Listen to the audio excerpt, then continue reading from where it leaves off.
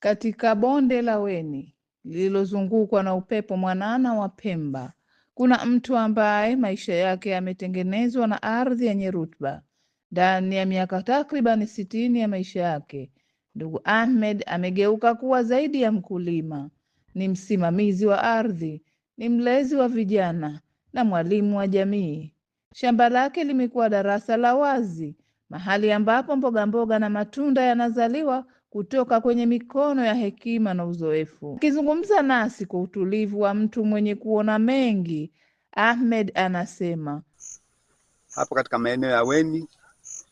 Kwa hiyo nikajikita zaidi katika masuala ya vitango, na baadaye tena nikaamua, baada ya kupata shamba nyingine,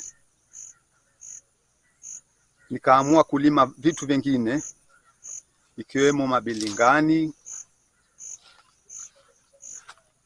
mboga mchicha, tungule, makarekade na mapeshen,